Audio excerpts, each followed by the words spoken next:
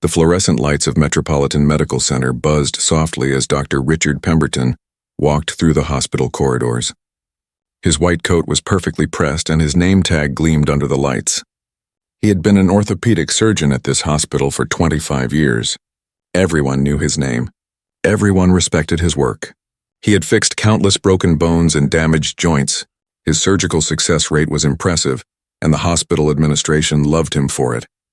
But there were things the numbers did not show. There were whispers among the nursing staff, quiet conversations that stopped when he entered a room.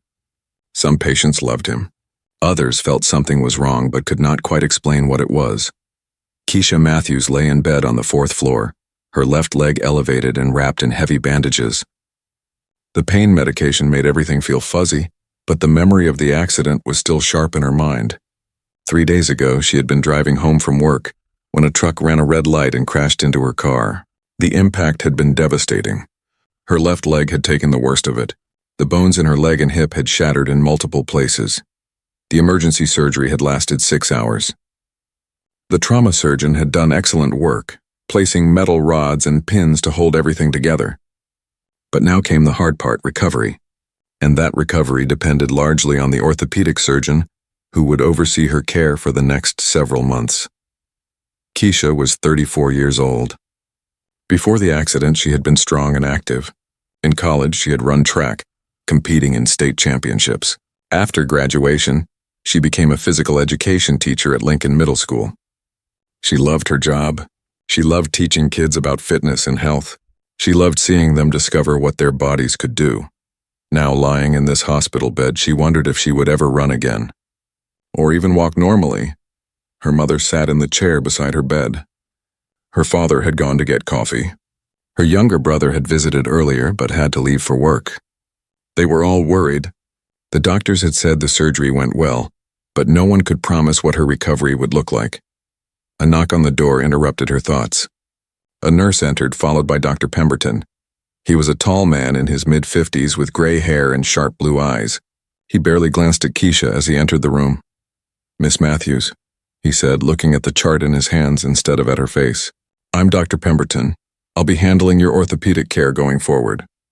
Keisha tried to sit up straighter, wincing at the pain. "Nice to meet you, doctor. Can you tell me what to expect? When will I be able to walk again?" Dr. Pemberton finally looked at her, but his expression was flat and uninterested. He walked to the foot of her bed and glanced at her elevated leg without touching it or examining it closely.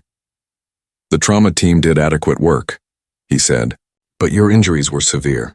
Multiple fractures, significant soft tissue damage. Recovery will be long and difficult." "I understand that," Keisha said, "but I'm ready to work hard. I used to be an athlete. I know about pushing through pain and following a training program. Whatever physical therapy I need to do, I'll do it." Dr. Pemberton made a sound that might have been a laugh, but it had no humor in it. "Physical therapy only works if patients actually commit to it. In my experience, people like you often lack the discipline for the kind of rigorous work this requires." Keisha felt her mother stiffen in the chair beside her. She herself was not sure she had heard him correctly. "People like me?" she asked carefully. "Patients with these kinds of injuries," Dr. Pemberton said smoothly, though something in his tone suggested that was not what he had meant at all. "The road ahead is very difficult. You need to be realistic about your expectations." He turned to Keisha's mother. "Mrs. Matthews, your daughter needs to understand that her life has changed permanently. The best outcome we can hope for is basic mobility with assistance, a wheelchair or walker. She should start thinking about disability accommodations at her workplace." Keisha's mother stood up. "Wait a minute. The surgeon who did the emergency operation told us the surgery went very well. He said with proper care and therapy, she could recover most of her function." Dr. Pemberton's jaw tightened. "Dr. Wilson is a trauma surgeon. He handles the immediate crisis. I handle the long-term reality. And the reality is that injuries like this in patients like your daughter rarely result in full recovery. I've seen this many times before. But I'm young and I was healthy before the accident," Keisha said, fighting to keep her voice steady. "Doesn't that help?" "Age is only one factor," Dr. Pemberton said dismissively. He made a few notes on her chart without examining her leg at all. "I'm ordering standard post-surgical protocols. Physical therapy will begin in a week if the swelling goes down. But I want both of you to understand that this is, unfortunately, a hopeless case. The sooner you accept that, the easier it will be to adjust to the new reality." The words hung in the air like poison. Hopeless case. Keisha felt tears burning behind her eyes, but she refused to let them fall while he was still in the room. Dr. Pemberton started toward the door, then paused. "I'll check in next week. Try to stay positive, but be realistic." He left without waiting for a response. As soon as the door closed, Keisha's mother rushed to her side. "Baby, don't you listen to him. We're getting a second opinion. That man barely looked at you." But Keisha was not crying from sadness anymore. Something else was building inside her, something hot and sharp. She had heard the way he said, "People like you." She had seen how he looked at her, or rather how he looked through her. She had noticed that he never once touched her leg to examine it. He had made his judgment before he even entered the room. 15 minutes later, as her father returned with coffee, Keisha heard voices in the hallway. The door was slightly open. She recognized Dr. Pemberton's voice talking to someone, probably a nurse. "The Matthews case in 412, he was saying. "Don't waste too much time on elaborate therapy plans. She won't put in the work anyway. They never do." "But sir, her pre-injury fitness level was," a female voice began. "I've been doing this for 25 years, Dr. Pemberton interrupted. "I know what I'm seeing. Just follow standard protocol and document everything for the disability paperwork she'll need." Keisha's hands clenched into fists despite the IV line in her arm. Her mother and father both heard it too. Her father's face went hard and her mother looked ready to march into the hallway, but Keisha stopped them with a raised hand. "No," she said quietly. "Not now. Baby, that man is—" her mother started. "I know what he is," Keisha said. Her voice was steady now and there was steel in it. "And I'm going to prove him wrong. I'm going to prove him so wrong that he'll never forget it." She looked down at her bandaged leg. The pain was intense even through the medication. The road ahead would be brutal. But she had run through pain before. She had pushed her body past its limits and found strength she did not know she had. Dr. Pemberton had called her a hopeless case. He had decided she would fail before she even tried. He had judged her not on her strength or determination, but on something else entirely. Something he saw when he looked at her skin. She knew that look. She had seen it before in her life, though never from a doctor who held her future in his hands. But this time she would not let it stop her. This time she would document everything. She would fight not just for herself, but for everyone else he had dismissed and discarded. As her parents sat beside her, worry written on their faces, Keisha made a silent promise to herself. She would walk again. She would run again. And when she did, Dr. Richard Pemberton would have to watch. 3 days had passed since Dr. Pemberton's first visit. Keisha had not slept well since then. Every time she closed her eyes, she heard his words. "Hopeless case. People like you. She won't put in the work anyway." The words played on repeat in her mind, making her angry and, if she was honest, a little bit scared. What if he was right? What if her injuries really were too severe?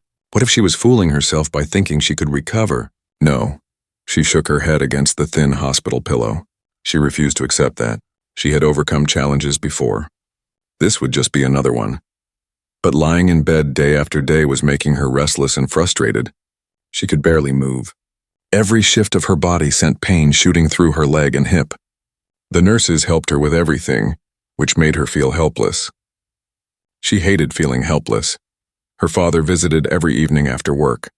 He was a quiet man, steady and strong. He had worked as an engineer for 30 years, one of the few black men in his department for most of that time. He never talked much about the discrimination he faced, but Keisha knew it was there. She had seen it in the way some of his colleagues treated him at company events. She had heard it in the stories he sometimes shared late at night. On the 4th evening, her father pulled his chair close to her bed. "How are you feeling, baby girl?" "Angry," Keisha said honestly. "And scared? And tired of being in this bed?" Her father nodded slowly. "Your mother told me what that doctor said. What you heard him say in the hallway." Keisha looked away. "Maybe he's right, Dad. Maybe I'm just—" "Don't you finish that sentence," her father said firmly. It was rare for him to use that tone. "Don't you let that man put his limitations on you. I know what he is. I've dealt with men like him my whole career. They look at us and see what they want to see, not who we actually are." "But he's the doctor," Keisha said, her voice breaking. "He's supposed to know if I can recover or not." He's supposed to examine you properly first, her father said. Did he even touch your leg? Did he look at your x-rays closely? Did he ask about your medical history or your fitness level before the accident? Keisha thought about it. No, he barely looked at me at all. Then his opinion is worth nothing, her father said.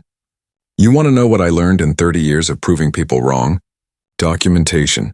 Evidence. Show them they're wrong with facts they can't deny. That's how you win. Something clicked in Keisha's mind. Her father was right. If she wanted to prove Dr. Pemberton wrong, she needed to be smart about it. She needed information. Dad, can you bring me my laptop tomorrow? And I need my medical records. All of them, her father smiled. It was a small smile, but it was proud. That's my girl. The next day, Keisha began her research. She requested copies of all her medical records, which the hospital was legally required to provide. She studied the x-rays and surgical reports. She read medical journals about compound fractures and recovery protocols. The medical terminology was difficult at first, but she was determined to understand every detail of her condition. What she learned gave her hope. Yes, her injuries were severe, but the emergency surgeon had done excellent work. The bones were properly aligned. The hardware was correctly placed. According to the medical literature, patients with her type of injury and her age and previous fitness level had good chances of significant recovery. Not easy recovery, but possible recovery. She also learned that the kind of dismissive attitude Dr. Pemberton showed was not just rude, it was medically negligent. A doctor was supposed to do thorough examinations, review all available data, and create individualized treatment plans. Dr. Pemberton had done none of that. On the 6th day, a different doctor stopped by during rounds.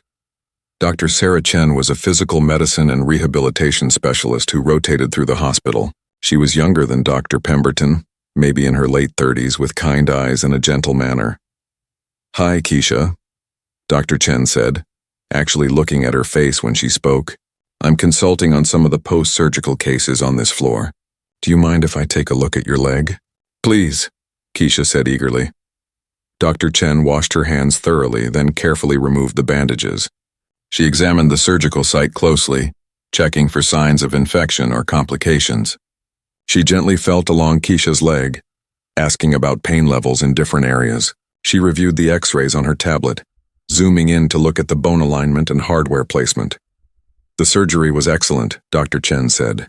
Dr. Wilson is one of the best trauma surgeons I've ever worked with. Everything looks good. How's your pain level?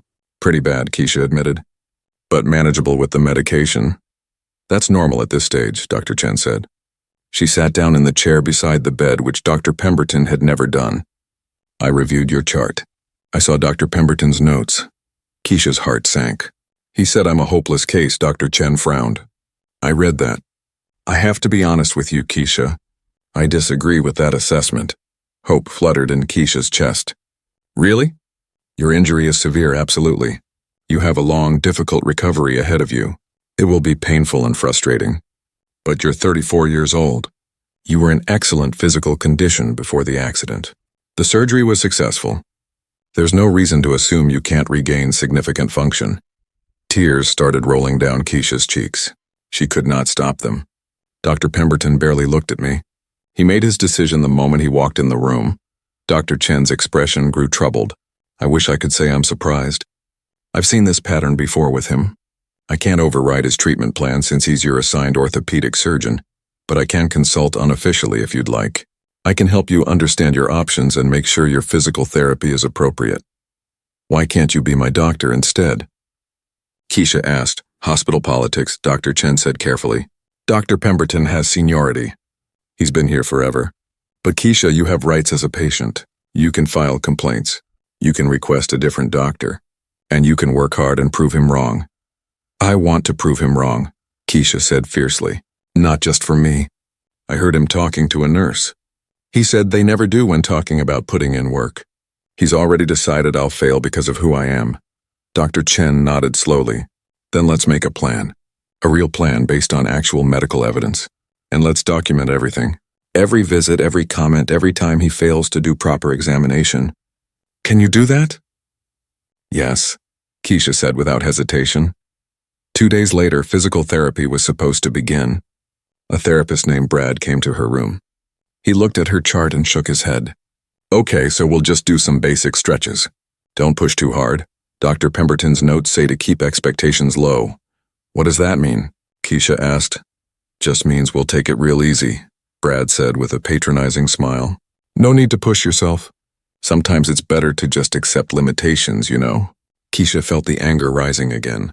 This man was just following Dr. Pemberton's orders, but those orders were designed to make her fail.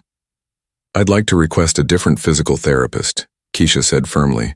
Brad looked surprised. Oh, well, okay. I'll let my supervisor know. The next day, a different therapist arrived. Marcus Thompson was a tall black man in his 40s with strong hands and a no-nonsense attitude. He introduced himself and immediately started doing what Dr. Pemberton had never done. A thorough examination. Tell me about your fitness level before the accident, Marcus said. Keisha told him about her track career, her current job teaching PE, her workout routine. Marcus nodded, taking notes. And what has Dr. Pemberton told you about recovery? That I'm a hopeless case who should prepare for permanent disability. Marcus stopped writing and looked at her. Really looked at her. Did he examine you thoroughly? Test your range of motion? Review your pre-injury health? No. Marcus was quiet for a moment. Then he said, I've been a physical therapist for 18 years. I've worked with patients who had injuries worse than yours who made full recoveries. I've also seen how some doctors underestimate certain patients. You mean black patients, Keisha said bluntly. Yeah, Marcus said. I mean black patients. And I'm not saying recovery will be easy. It's going to hurt. There will be days you want to give up, but hopeless. No, not if you're willing to fight. I'm willing, Keisha said. Then let's make a real plan, Marcus said. Not the half-hearted plan Dr. Pemberton ordered. A real rehabilitation program based on your actual condition and capabilities. But I need you to be honest with me about pain. We'll push hard, but we won't be stupid about it, deal? Deal, Keisha said, shaking his hand. That afternoon, Marcus helped her sit up in bed for the first time without assistance. The pain was incredible. Her vision blurred and she thought she might pass out. But she did it. That's the first step, Marcus said. Tomorrow we'll do it again and it'll be a little bit easier. That night, Keisha started a notebook. She wrote down everything. The date and time of Dr. Pemberton's visits. His exact words as best as she could remember. The fact that he never examined her properly. The conversation she overheard. Brad's low expectation approach to therapy, based on Pemberton's orders. She also started documenting her progress with Marcus. Every exercise, every improvement, every goal they set and met. If she was going to prove Dr. Pemberton wrong, she would do it with evidence he could not deny. The first month of physical therapy was the hardest thing Keisha had ever done. Every morning, Marcus arrived at 7 o'clock sharp. Every morning, Keisha had to push through pain she never knew existed. Every morning, she questioned whether she could actually do this. The first week, they focused on basic movements. Sitting up without help, moving her legs slightly, flexing her toes. Things that seemed so simple before the accident now required intense concentration and effort. The pain was constant, throbbing through her leg and hip like fire. Pain is information, Marcus told her. Sharp, sudden pain means stop. But this deep ache you're feeling? That's your muscles and bones learning to work again. That's progress even when it doesn't feel like it. Keisha gritted her teeth and kept going. She documented everything in her notebook. Every exercise. Every small victory. Every setback. Dr. Pemberton visited once a week as required by hospital protocol. But his visits were brief and careless. He stood at the foot of her bed, glanced at her chart and asked generic questions without really listening to the answers. Any complications? He would ask. No, but I've been making good progress in physical therapy, Keisha would say, trying to tell him about the improvements. He would respond, barely acknowledging her words. He never examined her leg, never asked to see her range of motion, never reviewed the detailed notes Marcus was keeping. During one visit in the third week, Keisha tried again. Dr. Pemberton, Marcus says my flexibility is improving faster than expected. He thinks physical therapists are often overly optimistic, Dr. Pemberton interrupted, not looking up from his tablet. They see small improvements and assume they'll continue. But with injuries like yours, patients usually plateau quickly. Don't get your hopes up. After he left, Keisha wrote down his exact words. She noted the date and time. She noted that he had spent less than 3 minutes in her room, and had not touched her leg once. The next day, Dr. Chen stopped by during her rounds. It was not officially part of her duties, but she had been checking on Keisha regularly. "How's it going?" Dr. Chen asked. "Hard," Keisha admitted. "But I'm making progress, look." She carefully moved her leg a few inches to the side, controlling the movement. It hurt, but she could do it. Dr. Chen smiled. "That's excellent. You're ahead of the typical timeline for this type of injury. How's Dr. Pemberton responding to your progress?" "He's not," Keisha said. "He barely looks at me during his visits. He definitely doesn't believe I'm improving." Dr. Chen's expression darkened. "Keep documenting everything. Every visit, every comment. I have a feeling you're going to need that information." By the 6th week, Keisha could sit on the edge of the bed with her legs dangling down. It was a huge milestone. Marcus was proud of her, high-fiving her when she managed it without help. But when Dr. Pemberton came for his weekly visit and saw her sitting up, he showed no emotion at all. "You should be using a wheelchair by now," he said. "It's time to start accepting assistive devices as part of your new normal. I'll put in an order for a wheelchair and have occupational therapy teach you how to use it." "But I'm getting stronger," Keisha protested. "Marcus says I'm progressing well. Why would I start using a wheelchair when I'm improving?" "Because you need to be realistic," Dr. Pemberton said with barely concealed impatience. "This small progress you've made is likely all you'll achieve. It's time to focus on adapting to your limitations rather than fighting them." After he left, Keisha wanted to scream. Instead, she wrote everything down. Then she spent an hour on her laptop researching. What she found made her angry and sad at the same time. She discovered medical studies about racial bias in pain management and treatment protocols. She read articles about how Black patients were often undertreated for pain and given lower quality care. She found statistics showing that Black patients had worse outcomes in many areas of medicine, not because of any biological difference, but because doctors like Pemberton did not give them the same level of care. She also found information about Dr. Pemberton himself. She searched through patient reviews and found a pattern. White patients praised him highly, but several Black and Latino patients had left negative reviews, saying he was dismissive and unhelpful. One review from a Black woman said, "He barely looked at me and told me I'd never walk right again. I got a second opinion and made a full recovery." Keisha started digging deeper. She joined online support groups for people recovering from orthopedic injuries. She asked if anyone had been treated by Dr. Pemberton at Metropolitan Medical Center. 3 people responded. An elderly Black man named Mr. Johnson sent her a private message. "That doctor ruined my life," he wrote. "I had a hip replacement 2 years ago. The surgery went fine, but Dr. Pemberton barely followed up with me. When I complained about pain, he said I was being dramatic. Turns out I had an infection. By the time another doctor caught it, it was too late. I've been in a wheelchair ever since. I believe if he had taken my complaint seriously, I would be walking today." Keisha's hands shook as she read his message. This was not just about her. This was a pattern. Dr. Pemberton was harming people. A Latina woman named Maria shared her story too. "He told me to accept my limitations and apply for disability. I was only 42 years old. I got a second opinion from another orthopedic surgeon who was shocked at how minimal my treatment had been. With proper care, I made a full recovery, but I lost 6 months because of Dr. Pemberton's neglect." There was also a message from a young Black man named Terrell, who had been a high school basketball player. "I injured my knee my senior year. Dr. Pemberton told me my sports career was over, that kids from my neighborhood should focus on realistic goals anyway.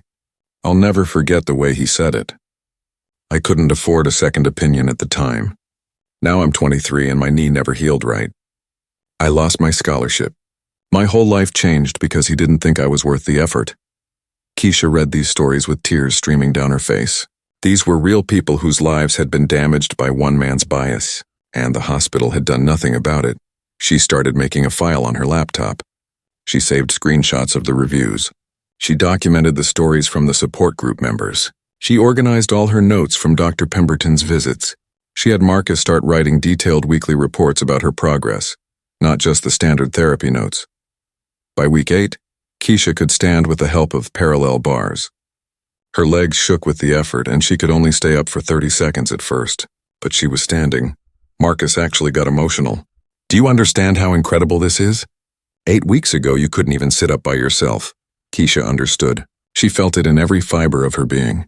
She was doing what Dr. Pemberton said was impossible, but the work was brutal. Some days she made progress. Other days she had setbacks. In week 9, she pushed too hard and caused a muscle spasm that set her back several days. She cried from frustration and pain. "This is part of the process," Marcus told her gently. "Recovery isn't a straight line. You go forward, you slide back a little, then you go forward again. The important thing is that the overall direction is progress." During this setback, Dr. Pemberton visited and seemed almost satisfied. "This is what I predicted," he said. "Your body is telling you it's reached its limit. It's time to focus on quality of life with assistive devices rather than pushing for unrealistic goals." "It's just a temporary setback," Keisha said through gritted teeth. "That's what all patients say," Dr. Pemberton responded dismissively. "Then the setbacks become permanent.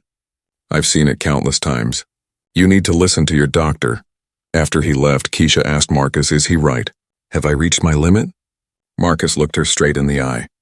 "No, you had a muscle spasm because you pushed too hard too fast. We'll adjust the program, let you heal, and then continue. This is completely normal. But I'm going to be honest with you, Keisha. Dr. Pemberton's treatment plan for you is outdated. The protocols he's ordered are from 20 years ago. Current medical standards would have you doing more aggressive therapy by now." "Can you prove that?" Keisha asked. "Absolutely," Marcus said. "In fact, I've been comparing his orders for you with his orders for other patients. There's a clear pattern. His white patients get more aggressive therapy protocols. His Black and Latino patients get minimal intervention plans." Keisha felt sick. "That's discrimination. That's medical negligence." "Yes," Marcus said quietly. "It is. Why hasn't anyone reported him?" "People have tried," Marcus said. "But he's been here for 25 years. He has powerful friends in hospital administration. The few complaints that were filed got buried. Patients got small settlements with non-disclosure agreements. Nothing ever changed." Keisha sat in silence for a moment. Then she said, "I'm going to change it." By week 12, Keisha was using a walker. She could take small, shuffling steps with Marcus spotting her. The pain was still intense, but she could manage it. She was walking. Not well, not far, but walking. Dr. Pemberton's reaction was cold. "You're using assistive devices as I recommended." "Good. This is probably as independent as you'll get." "I'm not planning to use a walker forever," Keisha said. "We'll see," Dr. Pemberton said and left. Keisha continued researching. She learned about the hospital's quarterly medical review conferences. These were meetings where the medical staff discussed complex cases, new procedures, and quality of care issues. According to hospital policy, patients had the right to present concerns about their treatment at these conferences. She contacted the patient advocacy office and asked about the process. They seemed surprised that a patient wanted to present at a conference, but they confirmed it was her right. "You'll need to submit a request form 30 days in advance," the advocate told her, "and you'll need to present evidence and documentation." "I have plenty of documentation," Keisha said. Over the next few weeks, while continuing her grueling physical therapy, Keisha prepared her case. She organized all her notes. She contacted Mr. Johnson, Maria, and Terrell, and asked if they would be willing to share their stories. They all agreed.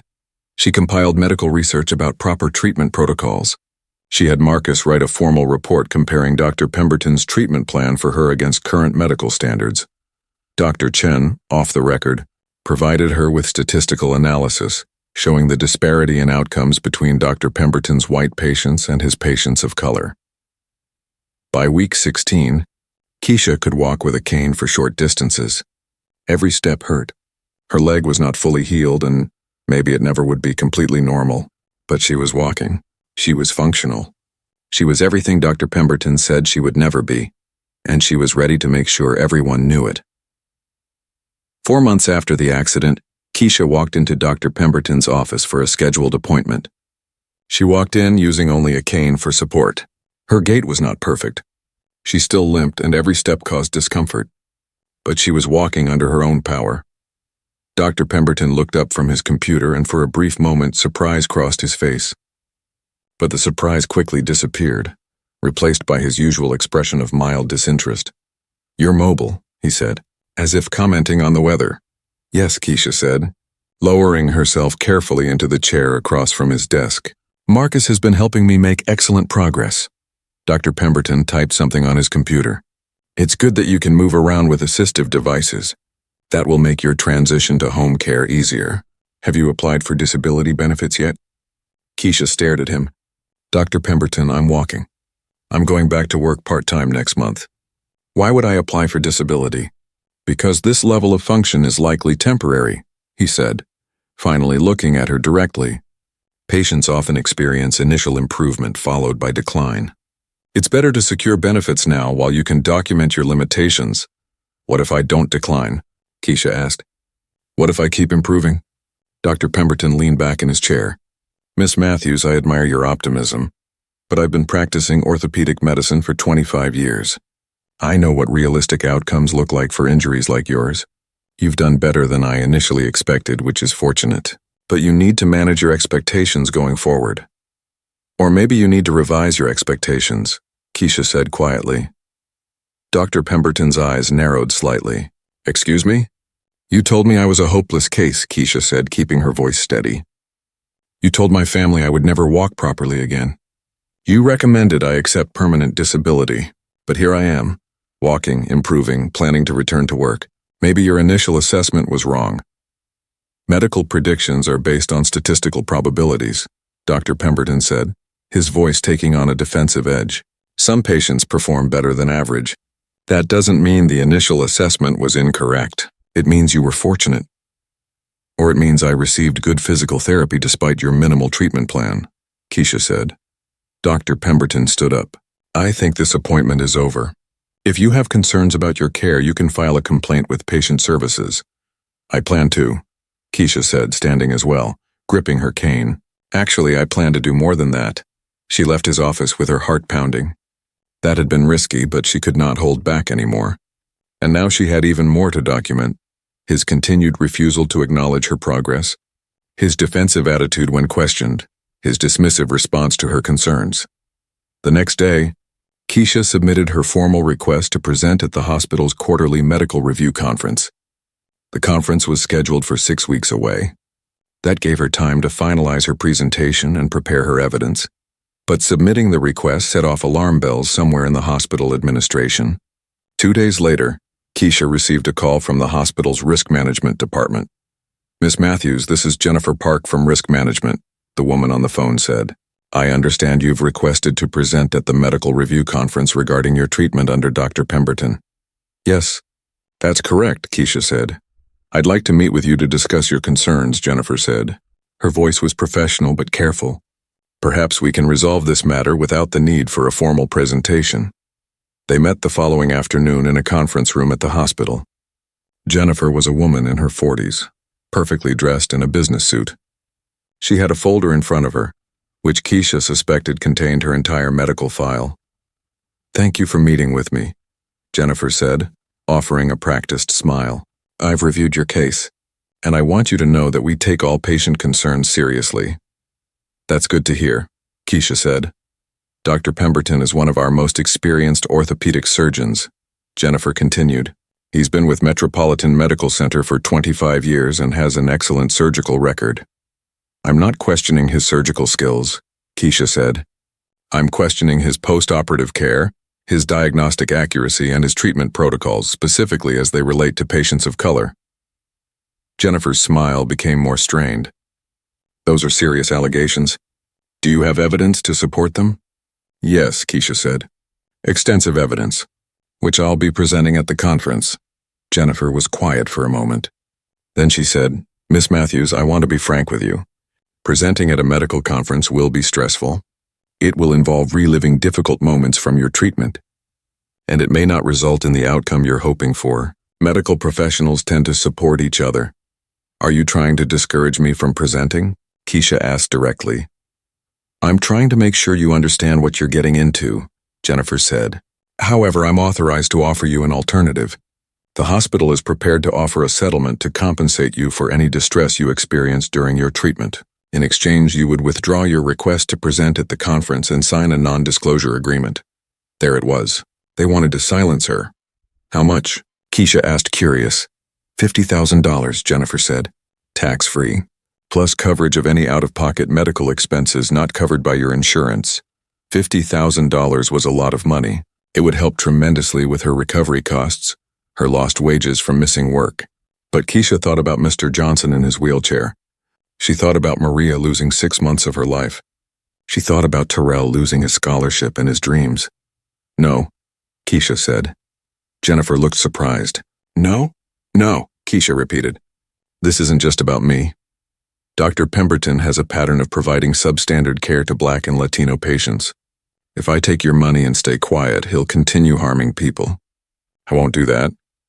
Miss Matthews, you need to think carefully about this decision, Jennifer said, her voice hardening slightly. Dr. Pemberton is highly respected. If you make accusations against him in a public forum, you could face legal consequences for defamation. Not if what I say is true and supported by evidence, Keisha said. Which it is. Jennifer closed her folder. I urge you to reconsider. Talk to your family. Talk to a lawyer. Think about what's best for your future. I have thought about it, Keisha said, and I'm going forward with the presentation. That evening, Keisha told her parents about the meeting and the settlement offer. $50,000 is a lot of money. Baby, her mother said, worry creasing her face. And these hospital people, they have powerful lawyers. What if they come after you? They won't, Keisha said, more confident than she felt. Because everything I'm going to say is documented and true. They know it. That's why they're trying to buy my silence. Her father was quiet for a long time. Finally, he said, Your mother and I will support whatever you decide. But I want you to understand something. Going up against an institution like this, against a man with 25 years of power and connections, it's not going to be easy. They'll try to discredit you. They'll try to make you look angry or unreasonable. Are you prepared for that? Yes, Keisha said. I've been preparing for 4 months. I have evidence they can't deny. And I'm not going to let them make me back down. Her father nodded slowly. Then he smiled. And it was the proud smile she remembered from her track meets, from her graduation, from all the important moments of her life. Then let's make sure you're ready. What do you need from us? Over the next 6 weeks, Keisha worked on her presentation every day. She organized her evidence into a clear, logical format. She practiced delivering her points in a calm, professional manner. Marcus and Dr. Chen both agreed to be present at the conference and to provide supporting testimony if needed. Mr. Johnson, Maria, and Terrell all recorded video statements about their experiences with Dr. Pemberton. Listening to their stories broke Keisha's heart, but it also strengthened her resolve. She also continued her physical therapy. By week 18, she could walk for longer distances with her cane. The limp was still pronounced, and she tired easily, but her progress was undeniable. She even started doing light jogging exercises on the parallel bars, preparing to hopefully run again someday. Dr. Pemberton continued his weekly visits, but they became increasingly awkward. He barely spoke to her, spending less than 2 minutes in her room before leaving. He never acknowledged her improvement. He never asked about her pain levels or her physical therapy progress. He just checked a few boxes on his tablet and left. Keisha documented every visit. 1 week before the conference, Jennifer Park called again. Miss Matthews, I'm calling with a final offer, she said. $75,000 plus a written apology from Dr. Pemberton, plus a guarantee that he will no longer be involved in your care. This is an extremely generous offer. Is Dr. Pemberton admitting he provided substandard care? Keisha asked. The apology would be for any distress you experienced, Jennifer said carefully. Not an admission of wrongdoing. Then no, Keisha said. This isn't about money. This is about accountability and change, Jennifer sighed. You're making a mistake, Miss Matthews. But it's your choice to make. The night before the conference, Keisha could barely sleep. She reviewed her presentation one more time. She checked that all her evidence was organized and ready. She laid out her clothes for the next day. A simple professional dress and her good shoes. She would use her cane, but she would walk into that conference room with dignity. Her parents came over for dinner. Her mother cooked her favorite meal, though Keisha was too nervous to eat much. How do you feel? Her father asked. Scared, Keisha admitted, and angry, and ready. That's the right combination, her father said. Use the anger to fuel you, but let the facts speak for themselves. Don't let them make you emotional or defensive. Just present the truth. What if nothing changes? Keisha asked. What if they all support Dr. Pemberton and nothing happens? Then at least you spoke up, her mother said. At least you tried. And sometimes that plants a seed that grows later. But I believe something will change, baby. I believe people will listen. Keisha wanted to believe that too. But she knew the odds were against her. Dr. Pemberton had power, seniority, and the support of the institution. She was just one patient, one voice against a system that had protected him for 25 years. But she was not just speaking for herself. She was speaking for Mr. Johnson, for Maria, for Terrell, and for every other patient who had been dismissed and harmed. She was speaking for everyone who would come after her, who might end up in Dr. Pemberton's care. She thought about his words from that first day. Hopeless case. People like you. They never do. Tomorrow she would show him exactly what people like her could do. Tomorrow she would walk into that conference room and tell the truth, no matter what it cost her. Because some things mattered more than money or comfort or safety. Some things were worth fighting for. The conference room at Metropolitan Medical Center could hold about 150 people. As Keisha entered, leaning on her cane, she saw that almost every seat was filled. Doctors in white coats, nurses in scrubs, administrative staff in business attire, all of them there for the quarterly medical review conference, all of them about to hear what she had to say. Keisha's heart pounded so hard she thought everyone could hear it. Her leg already ached from the walk across the parking lot and through the hospital corridors. But she kept her chin up and her expression calm. Her father's words echoed in her mind. Let the facts speak for themselves. Dr. Patricia Okonkwo, the hospital's chief of medicine, stood at the front of the room. She was a tall Nigerian woman in her 50s with an air of authority. She glanced at Keisha as she took her seat in the front row, and something flickered in her eyes. Curiosity, maybe. Or concern. Good morning, everyone, Dr. Okonkwo said. We have our standard agenda today, but we also have a special presentation. Miss Keisha Matthews has invoked her right as a patient to address concerns about her medical care. Miss Matthews, when you're ready. Keisha stood carefully, gripping her cane. She made her way to the front of the room. Every eye was on her. She saw Dr. Pemberton sitting in the third row, his arms crossed, his expression annoyed. He looked like a man who considered this whole thing a waste of his valuable time. She connected her laptop to the projector. Her hands shook slightly, but she managed it. The first slide appeared on the screen, a simple title slide with her name and the date. Thank you for allowing me to speak, Keisha began. Her voice was quiet at first, but she pushed more air through and spoke louder. My name is Keisha Matthews. 4 months ago, I was in a serious car accident that resulted in multiple fractures to my left leg and hip. I had emergency surgery performed by Dr. Wilson, which was successful. After surgery, I was assigned to Dr. Richard Pemberton for orthopedic follow-up care. She clicked to the next slide, which showed her x-rays from the emergency room. The room was silent. She could hear the hum of the projector. As you can see, my injuries were severe, Keisha continued. Multiple compound fractures, significant soft tissue damage, hardware implanted to stabilize the bones. The emergency surgical team did excellent work, but my recovery depended heavily on the post-operative care and physical therapy protocols that would be established by my orthopedic surgeon. She clicked to the next slide. This one showed a photo of herself before the accident, running with her students during a PE class. Before the accident, I was a physical education teacher. I ran track in college. I was healthy and active. This information is relevant to understanding recovery potential. Next slide. This one showed notes from Dr. Pemberton's first visit. On day 3 after my surgery, Dr. Pemberton came to my hospital room for our first consultation. He spent approximately 3 minutes with me. He did not examine my leg. He did not ask about my medical history or pre-injury fitness level. He looked at my chart briefly and delivered his prognosis. Keisha paused, then played an audio recording. Her own voice was shaky from pain medication, but clear enough. Dr. Pemberton's voice came through coldly. This is unfortunately a hopeless case. The sooner you accept that, the easier it will be to adjust to the new reality. The room was completely silent now. Several doctors shifted in their seats. Dr. Pemberton's face had gone red. A hopeless case, Keisha repeated.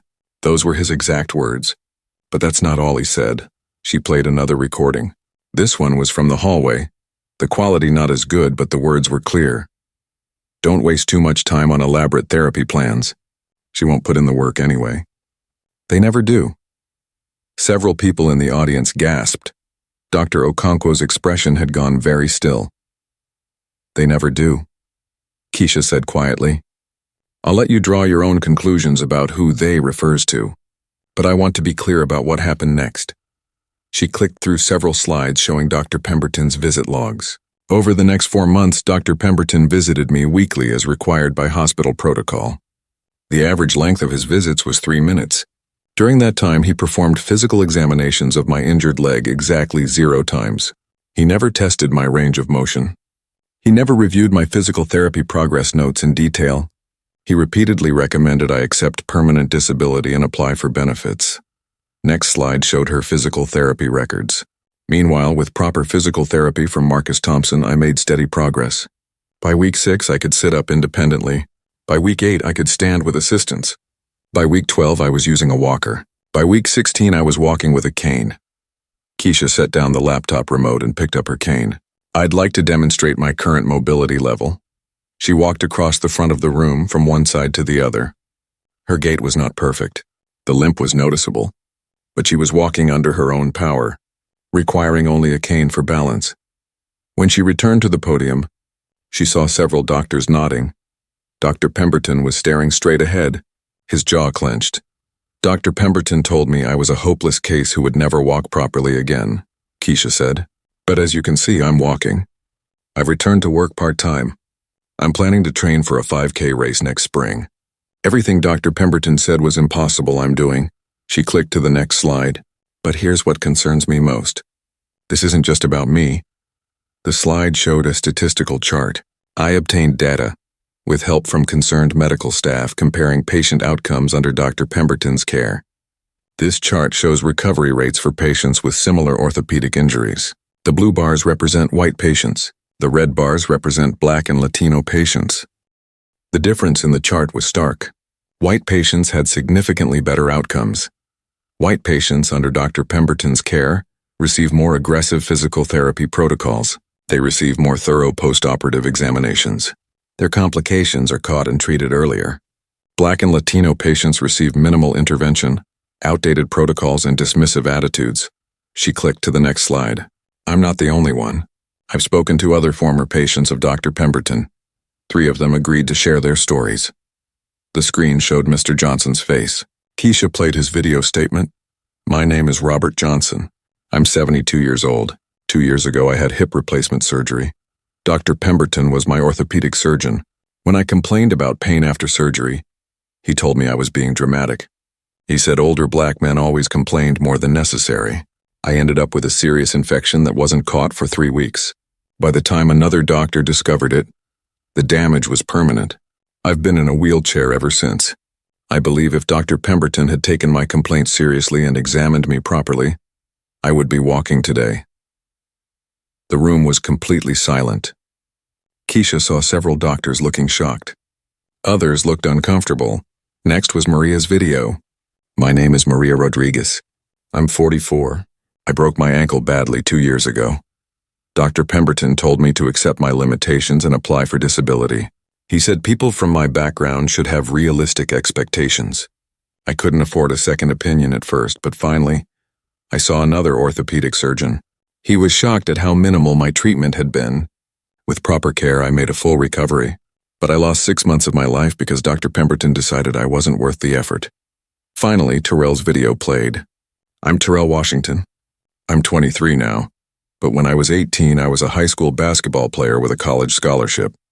I injured my knee during a game. Dr. Pemberton told me my sports career was over. He said kids from my neighborhood should focus on realistic goals anyway. I couldn't afford a second opinion. My knee never healed right. I lost my scholarship. My whole life changed because one doctor decided I wasn't worth proper care. When the videos ended, Keisha let the silence sit for a moment. Then she spoke. 3 people. 3 stories. But there are more. How many other patients has Dr. Pemberton failed? How many lives has he damaged? And why has nothing been done about it? She clicked to her next slide. I submitted Freedom of Information requests for complaint records. In the past 10 years, 7 formal complaints have been filed against Dr. Pemberton by patients of color. All 7 were settled quietly with non-disclosure agreements. The hospital paid money to make the complaints go away, but nothing changed about Dr. Pemberton's practice.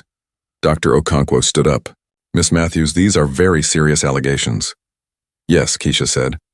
They are. And I have documentation for every single one. Medical records, audio recordings, video testimonies, statistical analysis, and complaint records. All of it available for review. Dr. Pemberton suddenly stood up. This is outrageous. I've been practicing medicine for 25 years. I've helped thousands of patients. This woman is misinterpreting clinical judgment as discrimination. Medicine requires making realistic assessments. Not every patient can achieve optimal outcomes. That's true, Keisha said calmly. But why do your realistic assessments consistently predict worse outcomes for Black and Latino patients? Why do your white patients receive more thorough examinations and more aggressive treatment protocols? That's not, Dr. Pemberton sputtered, his face now very red. My treatment decisions are based on medical factors, not race. Then explain the statistics, Keisha said. Explain why your complication rates for patients of color are 40% higher than for white patients. Explain why you spent an average of 8 minutes examining white patients but only 3 minutes with patients of color. Explain why you told me I was a hopeless case without ever properly examining my leg. Dr. Pemberton opened his mouth, then closed it. He looked around the room as if seeking support, but many of his colleagues were avoiding his eyes. Dr. Chen stood up. If I may add something, she said. I consulted on Miss Matthews' case. I reviewed her x-rays and surgical reports. I examined her thoroughly, which took about 30 minutes. Based on her age, pre-injury fitness level, and the quality of the emergency surgery, I concluded she had good potential for significant recovery. I disagreed strongly with Dr. Pemberton's assessment of her as a hopeless case. When I compared his treatment protocols for Miss Matthews with current medical standards, I found his approach to be outdated and insufficient. Marcus stood up next. I'm Marcus Thompson, Miss Matthews' physical therapist. I've reviewed Dr. Pemberton's physical therapy orders for his patients over the past 2 years. There's a clear pattern. His orders for white patients include more aggressive strengthening exercises, longer therapy sessions, and more frequent follow-ups. His orders for Black and Latino patients are consistently more conservative, almost as if he expects them to fail. Dr. Pemberton looked around wildly. You're all turning against me because of one complaining patient? This is a witch hunt. No, Dr. Okonkwo said firmly. This is an evidence-based presentation of serious concerns about patient care. Concerns that should have been addressed years ago. She turned to the room.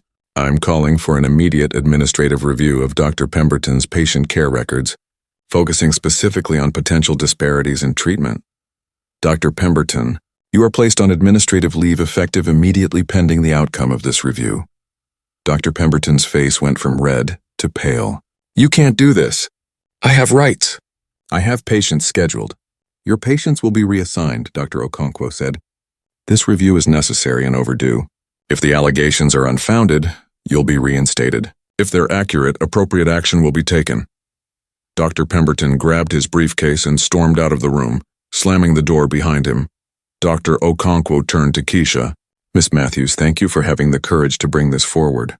I apologize that you had to fight this hard to be heard. That should never have been necessary. Keisha felt tears starting to form, but she blinked them back. I hope this means something will actually change. It will, Dr. Okonkwo said. I promise you that. This hospital failed you and other patients. We failed to investigate complaints properly. We protected a doctor's reputation instead of protecting patients. That ends today. As Keisha gathered her materials, several doctors and nurses came up to speak to her. Some thanked her for her courage. Others apologized for not speaking up sooner. A few shared their own concerns about Dr. Pemberton that they had been afraid to voice. As she left the conference room, her leg aching from standing so long, Keisha felt exhausted, but also strangely light. She had done it. She had spoken the truth in front of everyone, and they had listened. She did not know yet what the final outcome would be, but at least now people were paying attention. The hospital moved quickly after the conference. Within 48 hours, an independent review board was assembled. They included orthopedic specialists from other hospitals, medical ethics experts, and a civil rights attorney. Dr. Okonkwo made it clear that this investigation would be thorough and transparent. Keisha provided all her documentation to the review board. Mr. Johnson, Maria and Terrell also submitted their full medical records and detailed statements. The board requested access to Dr. Pemberton's complete patient files for the past 10 years. What they found was worse than anyone had expected. 3 weeks into the investigation, Dr. Okonkwo called Keisha to her office. The chief of medicine looked tired, as if she had not slept well in days. "Miss Matthews, I want to update you on our findings," Dr. Okonkwo said. "The review board has uncovered a pattern of discriminatory care that spans Dr. Pemberton's entire career at this hospital. We've identified at least 47 cases where patients of color received significantly lower standards of care compared to white patients with similar conditions." Keisha felt sick. 47 people, 47 lives affected. In 12 of those cases, the inadequate care led to serious complications that could have been prevented. Dr. Okonkwo continued, "We found missed infections, ignored patient complaints, minimal follow-up care, and outdated treatment protocols used selectively for certain patients. The statistical evidence is overwhelming. What happens now?" Keisha asked. "Dr. Pemberton has been terminated from his position at this hospital," Dr. Okonkwo said. "We've also filed a formal complaint with the State Medical Board recommending suspension of his medical license. The board will conduct their own investigation, but given the evidence, I expect his license will be suspended at minimum, possibly revoked." Keisha nodded slowly. It was what needed to happen, but she felt no joy in it. A man's career was over. But how many people had he harmed? "There's more," Dr. Okonkwo said. "The hospital is facing a reckoning. The fact that this went on for so long, that complaints were buried, that settlements were paid to silence patients, that's on us. The hospital administration failed. I failed. We prioritized protecting a doctor's reputation over protecting patients. That's unacceptable." "What will change?" Keisha asked. That was what mattered most to her. Not punishment, but prevention. "Everything," Dr. Okonkwo said. "We're implementing new protocols immediately. Mandatory bias training for all medical staff. Not just a one-time session, but ongoing education. We're creating a patient advocacy system where patients can report concerns anonymously without fear of retaliation. We're implementing statistical monitoring to identify patterns of disparate care, and we're establishing a patient advisory board with real power to review hospital policies and complaint handling." She looked at Keisha directly. "And I'd like you to serve on that advisory board if you're willing. Your voice, your perspective, that's what we need to make real change." Keisha was surprised. "I'm not a medical professional." "Exactly," Dr. Okonkwo said. "We have plenty of medical professionals. What we need is someone who understands what it's like to be on the receiving end of discriminatory care. Someone who had the courage to speak up when it would have been easier to take the settlement and stay quiet. Will you consider it?" "Yes," Keisha said. "I'll do it." Over the next several months, the changes at Metropolitan Medical Center became real. The bias training sessions were intensive and uncomfortable. Many doctors and nurses had to confront their own unconscious prejudices. Some resisted. Some left the hospital. But most engaged with the process, genuinely wanting to do better. The patient advocacy system received over 200 reports in the first month alone. Most were not about discrimination, but about communication issues, wait times, and treatment concerns. But the system allowed problems to be identified and addressed before they became serious. 3 cases of potential discriminatory care were flagged by the statistical monitoring system in the first 6 months. Each was investigated thoroughly. 2 were found to be coincidental patterns without bias. 1 resulted in a doctor being required to undergo additional training and supervision. The changes were not perfect. Systems are slow to change, but it was progress, real and measurable. Meanwhile, Keisha continued her own recovery. 6 months after the conference, she walked a 5K race. She did not run it. Her time was slow, over an hour, but she finished. She crossed that finish line with tears streaming down her face and her cane raised in triumph. Her students from Lincoln Middle School lined the final stretch of the race, cheering for her. "Miss Matthews, Miss Matthews." They held signs that read, "Our hero," and "You did it." Marcus was there too at the finish line, giving her a huge hug. "I knew you could do it," he said. "From that first day when you decided to fight." Dr. Chen came to the race as well. "You know," she said, "in medical school they teach us to make prognoses based on statistics and probabilities. But they don't teach us enough about the power of the human spirit. You taught me that." Keisha returned to teaching full-time. The first day back in the gym, Walking on her own with just a slight limp and occasionally using her cane felt like coming home. The students mobbed her with questions about the accident, her recovery, the race. Did it hurt? One student asked. Every single day, Keisha said honestly. It still hurts sometimes. But pain is just information. It tells you something, but it doesn't control you unless you let it. Were you scared? Another student asked. Terrified, Keisha said. But being scared doesn't mean you can't do something. It just means you have to do it scared. She started coaching the track team again. She could not demonstrate all the techniques like she used to. But her students did not need perfect demonstrations. They needed her knowledge, her encouragement, her belief in them. One afternoon, a quiet girl named Destiny approached her after practice. Miss Matthews, can I ask you something? Of course, Keisha said. My mom says you sued the hospital or something. That you stood up to a racist doctor. I didn't sue, Keisha corrected. I just told the truth about what happened to me. But yes, the doctor was treating Black and Latino patients worse than white patients. Destiny was quiet for a moment. My grandma is sick. The doctors don't listen to her when she says she's in pain. They say she's exaggerating. Is that the same thing? Keisha felt her heart break a little. It might be. Does your mom know? Yeah, but she doesn't know what to do. She's scared to make trouble. Tell your mom to call me, Keisha said, writing down her number. I can help her understand her rights. Sometimes people need someone to show them it's okay to speak up. This became another part of Keisha's life. She started speaking at medical schools about patient experience and medical discrimination. She joined a patient rights organization and helped other people navigate the healthcare system. She learned that her experience, as painful as it had been, could help others. Mr. Johnson got corrective surgery from a new orthopedic surgeon. The surgery could not completely reverse the damage from the untreated infection, but it improved his mobility significantly. He could walk short distances with a walker now. It was not perfect, but it was so much better than the wheelchair. You gave me hope again, he told Keisha when they met for coffee one afternoon. I thought my story was over, but you showed me it's never too late to fight for better. Maria sent Keisha a photo of herself running a half marathon. She had made a complete recovery and had even surpassed her pre-injury fitness level. Thank you for being brave, she wrote. You inspired me to not let what happened define me. Terrell reached out too. He was back in school, working toward a physical therapy degree. I can't play basketball professionally anymore, he wrote. But I can help other people recover from injuries. I can be the kind of therapist who actually listens and cares. Dr. Pemberton took something from me, but you showed me I could turn that into something positive. A year after the conference, Keisha received a letter from a young Black woman named Jasmine who was in medical school.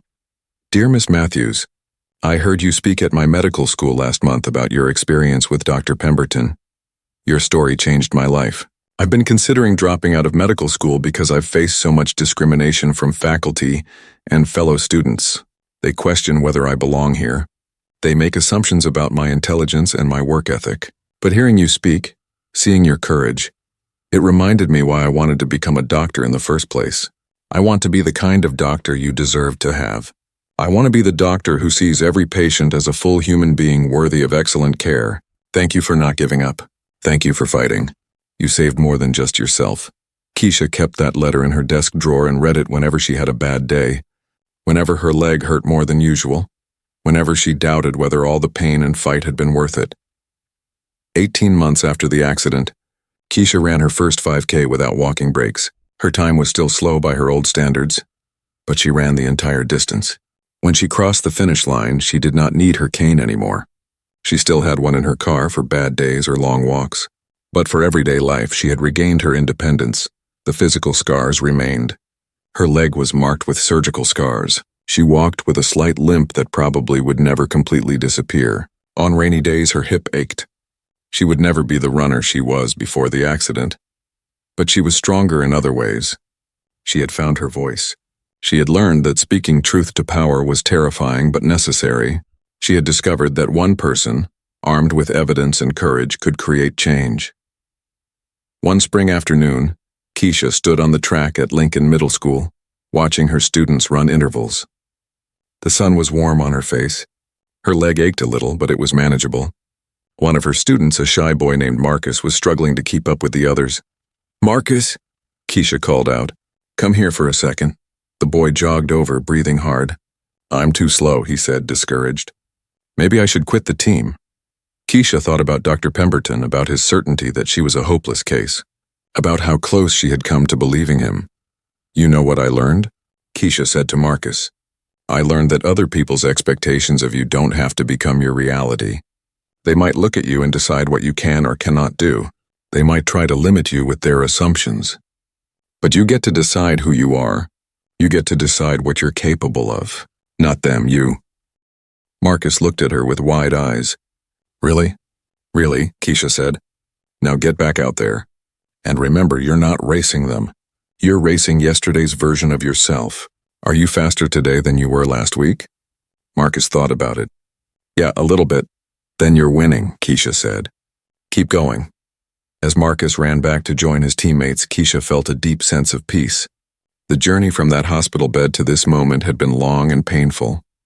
She had faced discrimination, been called hopeless, been offered money to stay quiet. She had been tempted to give up more times than she could count, but she had kept fighting. She had kept working. She had kept believing in herself even when a doctor with 25 years of experience told her she would fail. Dr. Pemberton had tried to limit her with his expectations, with his bias, with his dismissive cruelty. He had looked at her and seen someone not worth his time or effort. He had been wrong about so many things. Wrong about her injury, wrong about her determination, wrong about her worth. Keisha smiled as she watched her students run. She had proved him wrong in the most important way possible, by living fully, by fighting back, by refusing to accept anyone else's limitations as her own. She was not a hopeless case. She never had been. She was Keisha Matthews, teacher, advocate, survivor, fighter. She walked with a limp and occasionally needed a cane. But she walked tall and proud. And when she ran, however slowly, she ran toward a future where no other patient would have to fight as hard as she did just to receive basic dignity and care. That was victory. That was triumph.